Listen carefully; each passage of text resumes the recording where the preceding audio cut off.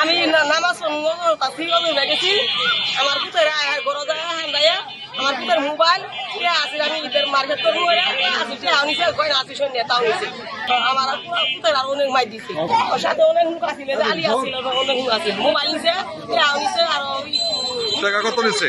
ঘর আসি 15,000 টাকা আসিল আমি ঈদের মার্কেট করবো আমি অসুস্থ আমার পুতের কামাই নিয়েছি গাড়ি আমরা অনেকদিন ধরে তার হাতে নির্যাতিত। তখন আমি আজকে বাসায় শুয়ে রয়েছি আমার ছেলে নিয়ে। আমি হঠাৎ করে আমার ঘরের দরজা খোলা আলামিন করে যে ছেলেটা এই ছেলেটারে ধাক্কাতে নিয়ে গলার মধ্যে এমনি চিপিতে ধরছি। চিপিতে দেখতেছি ছেলে উড়ে যাইতেছে, আমার টিভি মিভি সব আমার ঘরে যা কিছু আছে ভাঙচুর হয়ে যাইতেছে। আমার এই ছোট ছেলেটা অনেক চিল্লাইতেছে। আমি বলতেছি মামা এসে আপনি যান বারণ বারণ, তবু বারোয় না। আমার ছেলেকে চিল্লাইতেছে তবু সে কেউ মানতেছে না, ছেলেরা মারবই।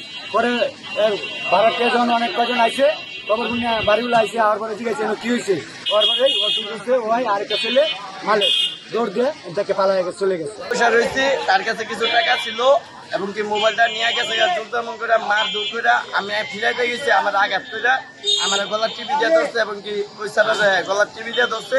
ওরা ডাকাতি করে গেছে গেছে। আপনি তাদেরকে চিনতে পারছেন কেউ?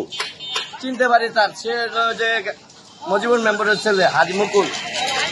হাজি মুকুল? হ্যাঁ, এবং কি তার লগের সঙ্গী মালেক। মালেক? মালেক এরা দুজনে ছিল?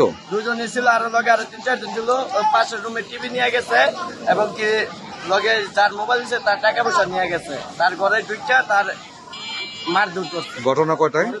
ঘটনা এটা ইফতারের পর। আমার বাড়িতে মুকুল হাজি আর মালেক নাম এরকম 5-7 জন আইয়া এই আমার ভাড়াটার ঘর থেকে টাকা পয়সা মোবাইল করলে আর তারা যদি টাকা পয়সা না দেয় রাস্তার মারধর করে।